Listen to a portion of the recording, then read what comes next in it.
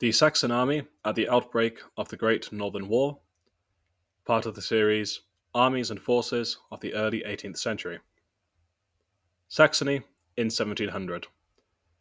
Saxony was, in the late 1600s, one of the electoral states of the Holy Roman Empire, making it one of the most prominent German states of the time. It had played a major role in the recent chaos of the 30 Years' War and had continued to play a leading role since. Though Saxony was a part of the Holy Roman Empire and was obliged to support the emperor politically and militarily, it had a great deal of de facto independence. The Elector of Saxony, Frederick Augustus I, held one of the votes to elect the emperor and could rule Saxony virtually at his own discretion. Further strengthening his position, and that of Saxony, was the fact that Augustus I of Saxony was also Augustus II, elected king of the Polish-Lithuanian Commonwealth.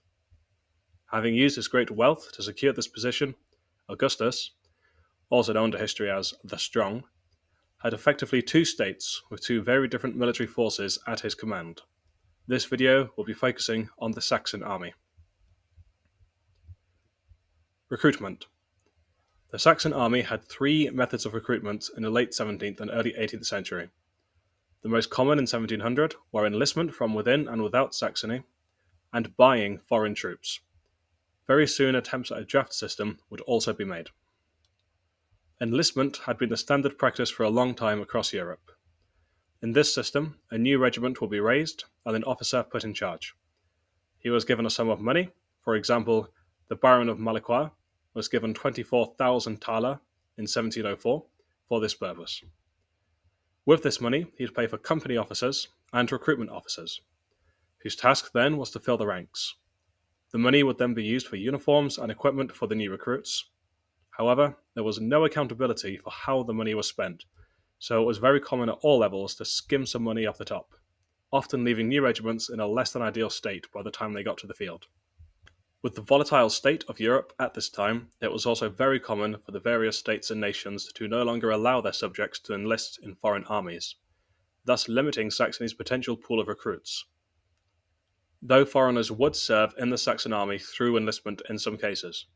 For instance, the regiment that the Baron of Malinois was raising in 1704 was actually recruited from Swiss men. The act of buying regiments was fairly common, it seems especially with cavalry. In both 1697 and 1698, Augustus bought dragoon regiments, one from Saxe-Gotha and one from Brunswick. These troops were often seen as unreliable, and desertions, sometimes en masse, became all too common. As the Great Northern War progressed, desertion became so great a problem that the bounty for giving information about a deserted soldier went from 2 thaler in 1700 to 100 thaler by 1709. By 1702, Augustus had realized that the Swedish draft system was proving very successful and created a very strong and cohesive army. To try and emulate this success, in 1702 it was ordered that all Ämter in Saxony were to provide a number of men for the army based on taxation returns. This system could have been very successful for the Saxon army, but it faced immense opposition from the local nobles and gentry and never really got off the ground. Saxon Infantry. In 1699, the Saxon Infantry consisted of 10 regiments, 2 of these being Guard regiments and the rest standard line infantry. The Guard regiments consisted of 1 Polish Guard and 1 Saxon Guard, the rest being the Kurprinz, Konigen, Benkendorf, Rubel, Tiesenhausen, Nitschutz, Sachen, and Wendiger. Seeing itself beset on all sides by potential enemies, there were significant plans to reform and expand the army, with 14 new regiments on paper planned to be raised from 1701 to 1702. The onset of war with Sweden in 1700 threw these plans into disarray, though the army would see various regiments raised and destroyed throughout the long conflict. Each of these regiments would have, on paper, 15 fusilier companies, each of 150 men, and a grenadier company, also of 150 men. In this time period, it was relatively common to detach grenadier companies and use them to form semi-elite groups for specialized tasks such as storming fortifications. Throughout the war, there would be changes to the regiment's composition. In 1702, each regiment was changed to 13 companies, 1 of Grenadiers, and 12 of Fusiliers. Then in 1705, this was changed again to 16 companies split into 2 battalions. In 1700, each infantry regiment would also have a small artillery detachment with 2 or more very light infantry guns. This provided extra firepower but would sometimes compromise mobility. This was a very common feature of 18th century armies and would last in some cases up until the Napoleonic Wars. The uniform of the Saxon infantry throughout the Great Northern War remained relatively consistent, this uniform having been adopted in 1696. The infantry uniform consisted of a long scarlet coat with large cuffs in the regimental colours, a long-sleeved waistcoat also in the regimental colour, and breeches of a beige colour made from wool or deerskin. Long stockings were either natural beige, white, or sometimes in the regimental colour. Shoes were of a stiff black leather. At this time it was common for military shoes not to be specially shaped for the left or right foot, instead being a basic design that works on either foot. The infantry wore a black hat that could be trimmed in yellow or white. Early in the war, the hats were often simple round hats with one side turned up, but these were very quickly replaced with the more modern tricorn hats. Neckcloths were worn and would be black or white. The belts were of a natural buff colour and relatively thick. These may have been pipe-clayed white for parades. The Fusiliers, also equipped with a large black cartridge box to store their ammunition. Grenadiers would wear a wool mitre cap, the exact style varying, and a grenade box hanging over the shoulder instead of a cartridge box. The cartridge box instead being a much smaller design and placed on the belt. Musicians had the same uniform as the rest of the infantry, with the exception of wings on the shoulder in the regimental colour. The drums were patterned in red and the regimental colour. Officers would have a similar uniform design to the men, though senior officers would have much more freedom to choose their exact uniform. Officers would wear a sword belt for their sword, and many would also bring a pistol too. Officers had a red sash with silver stripes running the length to denote their rank. Gold trimming on the hats and large wigs were very common amongst senior officers. By 1700, the Saxon army no longer equipped soldiers with pikes, every soldier instead having a firearm. In 1700, matchlocks were still relatively common, but these were replaced early on with modern flintlocks or with matchlocks that were converted to be able to fire with match or flint. Muskets at this time still used wooden ramrods that would be prone to breaking in the heat of battle. In 1700, each soldier was also equipped with a new steel-hilted sword and a bayonet. In 1700, the old-style plug bayonets were still relatively common, but they were very soon replaced with newer socket bayonets. Officers of the line would commonly carry a spontoon or halberd, more as a symbol of rank than a practical weapon, though of course in a melee they could prove effective enough. Cavalry. Due to the dual factors of Saxony being one of the wealthier German states, and that Saxony was some of the best horse breeding grounds in Europe, alongside Normandy and Ireland, the Saxon state had been blessed with a strong cavalry arm, a tradition it would hold right up through the Napoleonic Wars. In 1700, the Saxon army consisted of a horse guard regiment, 5 regiments of cuirassiers, and 4 of dragoons. These were the Garde du Corps, Leib cuirassiers, Kurprinz cuirassiers, Berner cuirassiers, Steinau cuirassiers, Reichenau cuirassiers, Leib dragoons, Kurprinz dragoons, Wolfenbüttel dragoons, and the Gulz dragoons. As with infantry, expansion of the cavalry arm was also planned, with 2 regiments of cuirassiers and 3 regiments of dragoons raised between 1701 and 1702. More would be raised and lost throughout the conflict. A Saxon cavalry regiment was ideally on paper made up of 12 squadrons, each of 58 horsemen. The realities of campaign, attrition, and the recruitment difficulties meant that these numbers were often not reached or sustained. Cuirassiers would be equipped with beige deerskin coats and trousers with a black cuirass over the torso, covering front and back. The cuirass was lined in red and had brass fittings.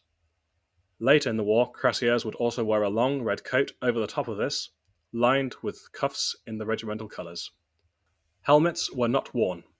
Instead, Saxon cuirassiers would wear a black round hat with one side turned up, until these were replaced with tricorns. These hats being trimmed in either white or yellow. Neckcloths were worn and would be black or white. Large leather black boots covering up past the knee were worn. Belts were of a natural buff colour and once again may have been pipe-glayed white for parades. The saddlecloths were red and would be lined either in white or the regimental colour. Cuirassiers were armed with a large sabre and 2 pistols.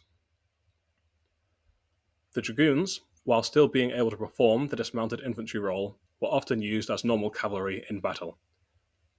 The dragoons wore a long red coat, similar to those worn by the infantry, with lining and large cuffs in the regimental colours. Waistcoats were also in the regimental colour. They wore beige deerskin trousers and long black leather boots covering past the knee. Hats were very much like the cuirassiers, with black round hats being common in the early war, and these being replaced by tricorns later. Dragoons also wore a neckcloth, with white seemingly being the most common colour. Dragoon regiments would include horse grenadiers that wore a mitre cap. Belts were of a natural buff colour. Saddlecloths were in the regimental colour with white lining, excepting the Leib dragoons, who had saddlecloths lined in gold. Dragoons were equipped with a sabre, 2 pistols, and a long carbine. In the cavalry, musicians wore very much the same uniform as the rest of the regiment, with wings on the shoulder in the regimental colour. Dragoon drummers would wear mitres similar to that of the horse grenadiers. Artillery. In 1694, the Saxon army had 24 pieces of artillery in its field army. This was expanded so that by 1701, the Saxon field artillery consisted of 6 companies, each containing 6 to 8 guns. The Saxon also contained a variety of fortress artillery that had its own dedicated gunners and would serve in fortresses such as Königstein, Pirna, and Dresden. In 1700, the uniform of the Saxon artillery was a grey coat with red facings, red breeches, and red stockings. Shoes were of black leather, and belt equipment was of a natural buff colour. The hats were, as usual, a black round hat, commonly with one side turned up, lined in white or yellow, later replaced with tricorns. In 1700, the process had begun to issue the artillery with green coats lined in red with red facings. The artillery pieces were of bronze, and the gun carriages were black with metal components painted yellow, making for a very impressive bee-like design.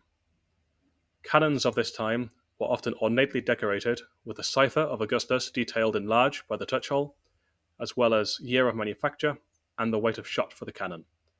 Fortress artillery was often large, some examples being 24-pounders. Field artillery would be lighter, with 6-pounders and 6-pounder mortars being common.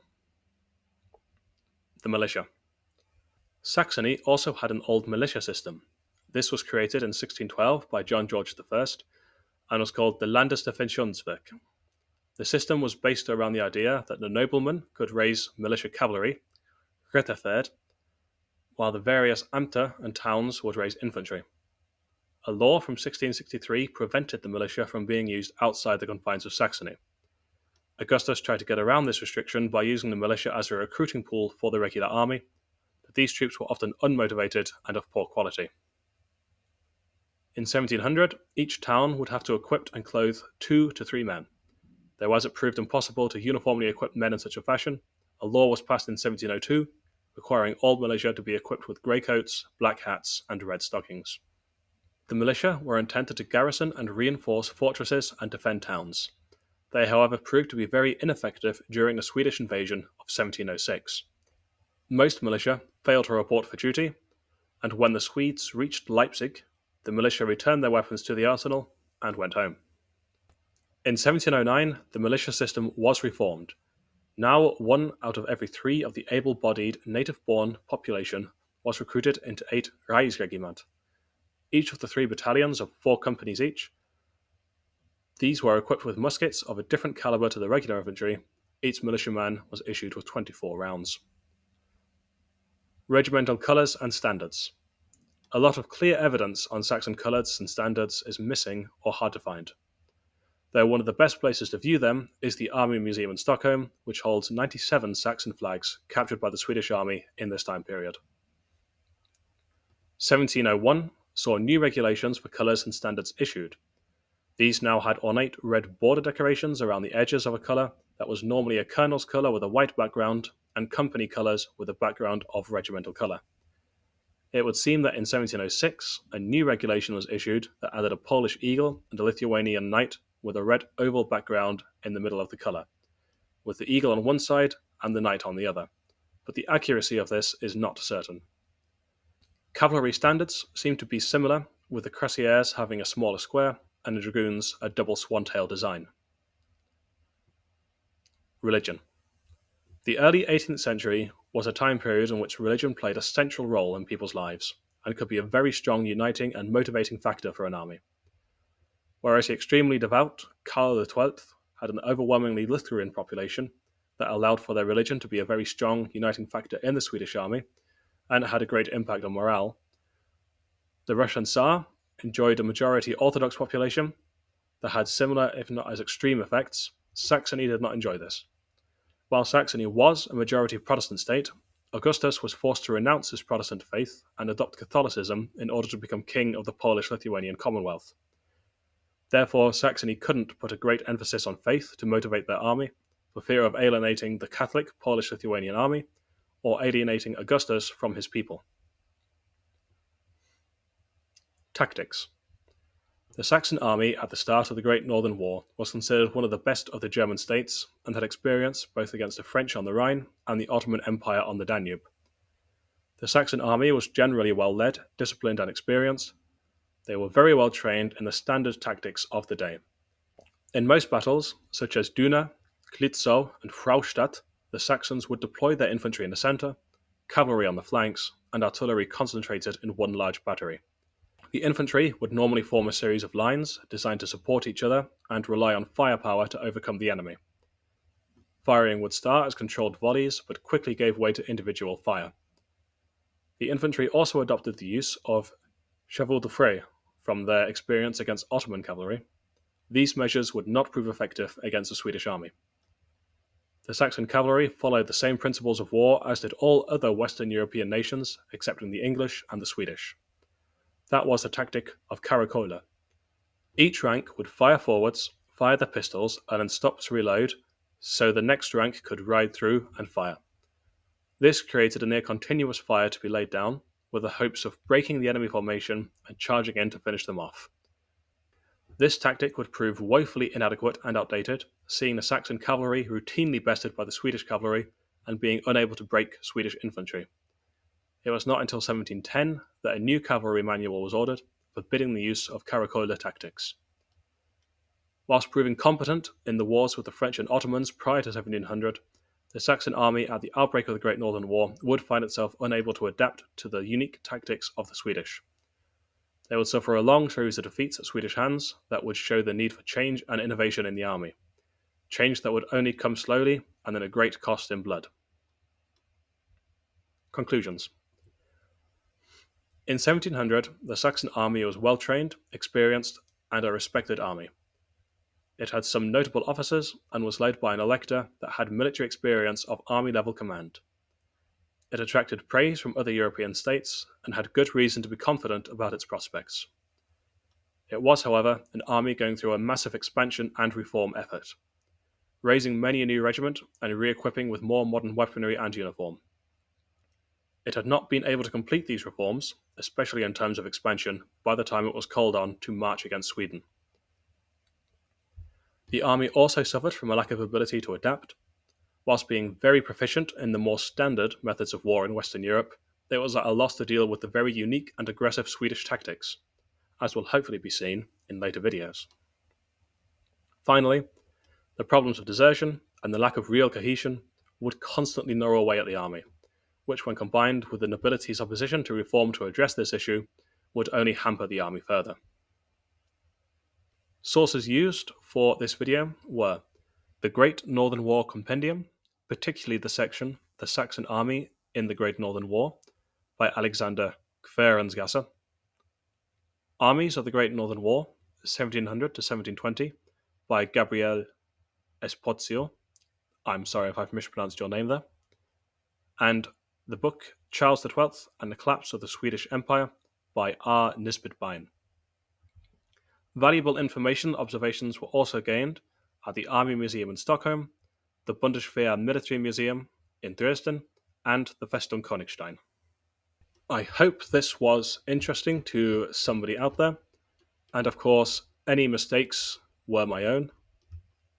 This will hopefully be the start of a series looking into the various military forces of the early 18th century and the wars of the Spanish Succession, as well as the Great Northern War.